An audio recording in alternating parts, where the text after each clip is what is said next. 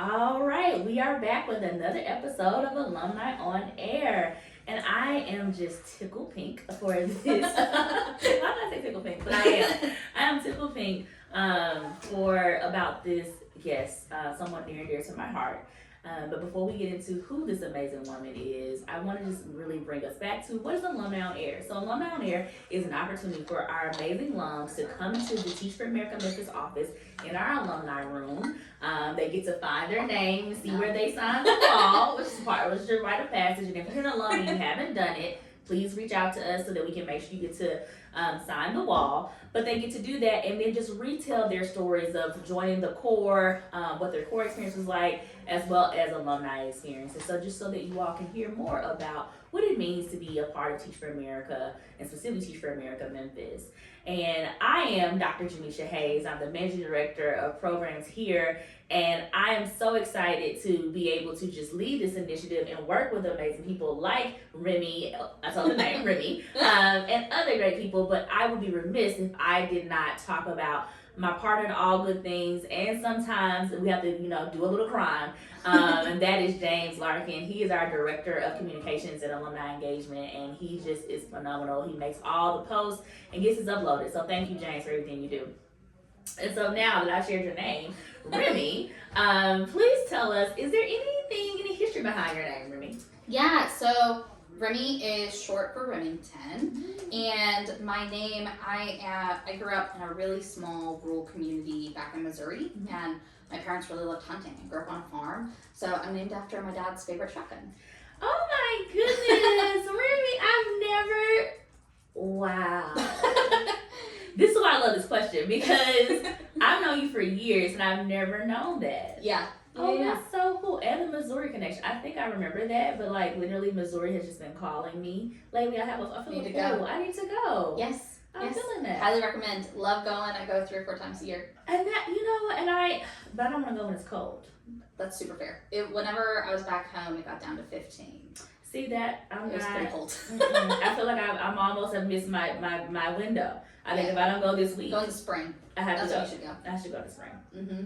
Well, so tell me more about, so you're from Missouri. Tell me about college. Where did you go to college? All of that. Yep.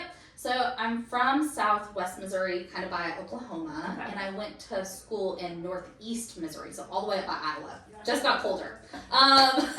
It was my first time I thought I had snow, like where I grew up. Yeah. College was the first time I had snow past my knees. Oh my goodness. Yeah, super freaky. And I got an email from my professor that was like, see you in class. I was like, what do you mean? Like, that's crazy. That's hilarious. Yeah, so I went to college up there. My major's in linguistics. My minor's in disability studies and psychology. I really did in college feel this calling towards education, leadership. I was the president of 3 different organizations. And I was in charge of recruitment specifically for our football team, which is super cool. So I originally, whenever I was thinking about post-grad plans, I actually was going to the Peace Corps. I was accepted to go to China, and I was going to be an educator there. So my senior year was a lot of goodbyes, all my posts on, it's very funny now, in my Facebook memories and Instagram, there's a lot of last time in America for 2 years, and all my goodbye posts. And I was just collecting things that I was gonna take for China, to have in my classroom. I found out maybe March, right around my birthday, I was actually medically declined from going to the Peace Corps because you have to submit medical paperwork to go. So the village I was going to, super remote, they essentially weren't gonna have the doctors that I would need and the smog that was there. Freshman year in college, my right lung fully collapsed. I actually had ovarian cancer, so it was a dual cause. So all that to say, the place where I was going, because my lung had collapsed, they didn't have a doctor that would have been there because of the smog if my lung had collapsed again. So my entire senior year kind of came to a big halt in March, and this is when TFA had a super late deadline. So I was a May deadline in 2017, and I like to tell people all the time, I did not choose Memphis, it chose me. Memphis was on my list, it was top 3, it was number 3, and that's all right. I put them in order whenever I was doing TFA. It was important to me because I grew up, again, small, rural, low-income community. Really, teacher salary and cost of living were really what I was looking at. So I put together a spreadsheet of what the average salary was versus cost of living, and that's how I created my top 10 list. And so that's how I made my way to Memphis. That is quintessential Remi. If y'all don't, if you know Remi, then you know Remi, and that is definitely like strategic, but also a little bit of fun and flair, but also love in the heart. Like, that is just all of you. And I think that's a beautiful way to think about it. And I hope that when people are listening, that they're thinking about, you all that are listening right now, you're thinking about the idea of strategies of when you're making decisions, because Remi's a master at it. And definitely after this, reach out to her if you want help on like how to think through things. But definitely when you talk about for incoming core members, this is a great opportunity to think about how, people interested in becoming a core member, this is how you can think about how to do it. And cost of living for Memphis is definitely, it's so cheap. It's so cheap. It's so cheap. And so it's a great opportunity, and you can still have great impact and still have a good life. So yeah. So now we're 2017. Yeah. Back there in 2017, we actually have gotten to the Memphis core. And then, so tell me about your Institute experience. And for those of you that don't know, Institute is where we do our 6-week summer training for all of our core members. And we now call it pre-service. And so if you're an incoming core member for 2025 or just more recent core member, you're like, Institute is called pre-service. We like to change names here too. So my pre-service, Institute, all the names. That experience for me, very much, as much as I'd like to say I'm strategic, I'm also very much like type B personality in my personal life, which this shouldn't have been, in my opinion, a personal life space, but it very much was. Yeah. Graduating college, coming here. Didn't even know where Memphis was on a map, like from my house to here. Had no clue how to even get here until the day of pre-service, like moving here. Put it in my map for the first time. Did not even pack until morning of, which is fine. I made it here on time. I packed a full car. I was great. I had a great time though. I came in to Teach for America, not necessarily like, I think understanding the gravity of what it meant to be an educator. I think I had this like high level ideology of like, I'd love to be a teacher and be in a classroom with kids. That sounds so fun. I've had cool teachers. But I didn't think about like that back work and the legwork that goes into what does it mean to be a good teacher? Right. What does it mean to be the fun teacher? Right? And what are like the processes and procedures that you have to have a fun and loving, safe classroom, right? Because you don't just hop in and have that. That would be very nice. It is something like that. Yes. So Institute for me was super eye-opening just because, and even thinking about my major, my minors, it wasn't really education driven or heavy at all. So I didn't really know a lot of the teaching background. The backwards planning to me now is like, it's my entire life. I backwards plan all the time, but I learned that from Teach for America. I learned really what that looked like. And for me, it was really a cool blend between getting the technical understanding of what expectations look like, but also really networking and getting grounded within the community. Because I came here, like I said, not knowing where Memphis was on a map. I remember whenever I called people and I was like, I'm going to Memphis. They're like, that's cool. Do you know where that is? I was like, no. So like, I also got to just like learn about the city, and that was super cool because I don't know another program where I would have gotten to go to like the Civil Rights Museum and had been around just a giant group of people that were also there for the same reason, right? But also most of them came not knowing people, so it was really easy for me to make friends and lean in on people. Really learning from the alumni, but also my coaches and stuff like that. Knowing kind of where to go eat, where to go do all these things. Whenever we did Institute, we were at University of Memphis. So it was also really great being just like kind of in the heart of Midtown. Because everything was just right there. So really, my understanding of Memphis when I first came here in 2017 was really a lot of love, a lot of people, and just always something to do. Because really in Midtown, there always is something going on, So it was really cool just kind of learning all of the little bitty like things and finding my people really early. Yes, and I think that that's something that's so important that you just talked about, specifically the portion about the networking and the leaning into the unknown. Too often, I think a lot of TFA core members, myself included, I did the core, we can be type A. But I love that you said something about, but in my personal life, I'm type B, and I think that that's actually important, and I think that's something to be true, honestly, for a lot of us, a lot of core members, where you are usually very strategic and get things done, but there's something in you that likes to go a little bit like, woo, not enough in my pants. It's like a little bit. I was the same way. I think I had a vision, had a plan of what I was doing with my life, and then that fell through, and it was like, what's next? Yes. It was like, okay, to get paid next. And Yes. so I did not. I truly, so when you said that, it just really spoke to me of like, I didn't really think about education and all the things. But then once I got in there and understood what it was about, I was like, yes. And I pulled from, funny enough, I had to understand, like you had a vision, you had an idea of what teaching was. And I think that's the other valid point. The power of institute and pre-service guys, or people, excuse me, is that you really and truly get an opportunity to come to face and combat some of your preconceived notions. Yeah. Some things that are great, and some things that actually make you say, actually I need to question and change this. Yeah. And I don't think that's a bad thing. I think that's growth. And I think we have to really lean into that. And I would be like Remi.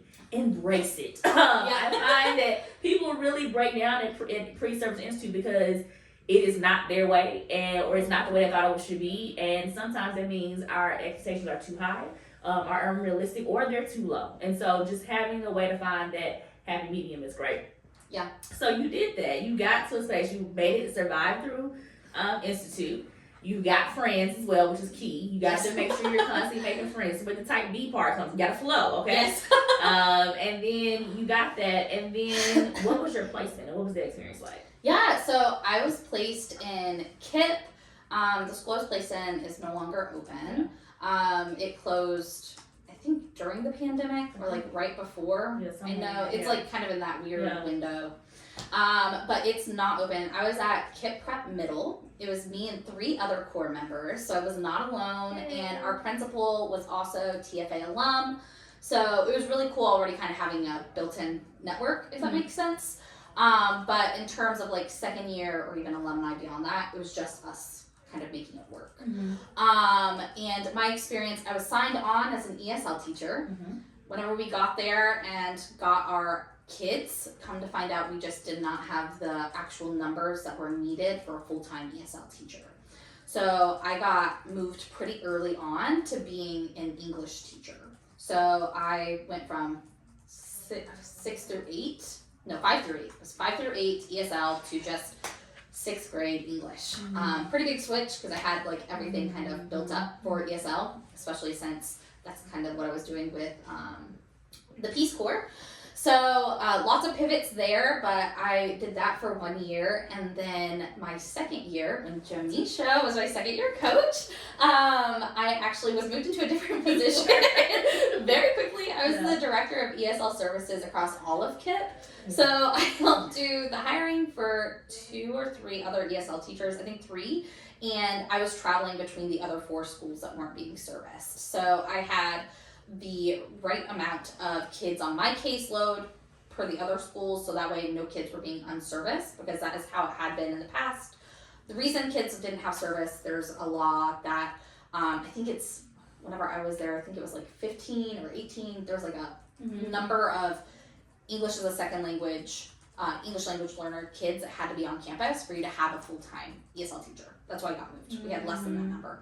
But instead of having them all go unserviced, I had enough over that to travel, and all of the other folks that I brought on had a large enough caseload to require their school to have one. So I got to help very quickly, like I said, from Institute, really do the curriculum. I got to choose the curriculum for the entire department, which was really cool to have the autonomy to choose, make that choice. I was traveling, I got to help with our SPED department and our SPED teachers and kind of help lead some of those processes. And it was really big during state testing. We have our own separate state tests, so I was helping pull from there, and I was helping lead most testing across 3 schools. So a lot of happening in my second year. A lot, and she did wonderful, by the way. You're too gracious to me. I mean, it was new, but you wouldn't have known it because she was really making it all happen. And I think, and it was just masterful to watch, because one thing that never faded from you was heart. You know, like, you love the kids, you love the work that you did, and you really and truly made sure that you honored the vision, the mission that you shared with me that you had for yourself, but also what I think is true for TFA. I think you did a great job with that. And I feel like you also, I don't know how she did it, had a little bit of time for you. I feel like you figured a little bit of a little bit of time for you. Yeah, year 2 for me, really, year 1 was just kind of getting my feet grounded and understanding the landscape of Memphis, of the job, the role, and also Teach for America is just like its own separate. It is. You have to put time into the organization itself beyond just school. So it was just me really kind of settling into that. Mm-hmm. Year 2 for me, I started grad school. So I was at CBU, one of our partners here in Memphis. I was a volleyball coach. I feel like you knew that. Yep. I was a volleyball coach, so I did that all full time. And I also was starting competitive CrossFit. So I was at the gym. I was a 5:15 a.m. person. That's the CrossFit is what I wanted her to say, because I remember. So we would be in our coaching conversation, and I'm like, "Yeah, let's start with my cousin." I'm like, "Oh my gosh, look at your arms! Yeah, You look so great! Oh my gosh!" It was inspiration. I was like, "Let me get on my life." I never went, but she was my motivation to think about going. Okay, and then eventually, though, you want to come? 5:30 a.m. now. See, and it was a time. I don't know how, like that. Yes, but that's what she would tell. And literally, she would tell me every time I would say it, because every time I be inspired, that 5:30 time is just. But I go to the gym now. But I might try. I actually do need to. 5:30 though. Let me know. It's only hard like the first week, because then you're like, it's a shock for your body. But after you start doing it and it becomes a routine, it's just another 5. It's a 4:30 alarm, but Okay. it's okay. Okay. It just sounds spooky. It's okay. All right. Somebody in the chat is like, that's what I do. I do that every day, Jamisha. What are you talking about? Okay. So I think that is amazing, and I think it's also something. To me, it models again this idea of you being able to jump in, like having a strategy, because to be able to manage all of that, you have to be able to be a good planner. You have to be able to know how to say yes, how to say no. Yeah. And also still, you have to be able to have some flexibility, some agility. Mm-hmm. Because in all of those categories, something was going to be wrong. Something was going to happen. Yeah. Yeah. I was really living by my Gmail calendar. And I was just really good at saying no. I think no is a full and complete sentence, and I don't think it's something bad. I think sometimes, especially women, are really scared to say no to people, to things. And I got really good at just saying no. I knew whenever I needed to put time into grad school, I knew whenever I had to do stuff for TFA, I was really good and diligent about planning out my work day. And whenever it came to volleyball, my schedule was really consistent. So I really just kind of knew the puzzle pieces of what everything kind of looked like. And really, it was just raising expectations for myself. Because if I wanted all those things to be true, I knew when I needed to go to bed, when I needed to eat, what I needed to do during the day to bring myself energy and joy, so that way I wasn't kind of feeling overwhelmed at all the moving pieces within my calendar. And I think this is a great point for us to take a moment of just pause and reflection. So you said something powerful, Remi, just now, raising the expectation for myself. So what is the expectation that you have for yourself? What's your vision? What do you want to be true? We're getting closer to the new year, or maybe this will be actually filmed in the new year, but even then, put out in the new year. But whenever it is, take a moment to reflect and be like, what do I want to be true for my life? What do I want to be true for myself? And then how have I been living up to that expectation on the daily? What am I doing? What am I doing right now to make that vision a reality? And actually, the most important thing for this reflection is, where and when can I say no more? I think that's important. And just the full statement of no, because that's a full sentence. I think that was brilliant that you said that. And so, what's the vision? What's my expectation daily? How am I using that expectation to make this vision a reality? And then specifically drill down and figure out, where can I say no more? We'll be back.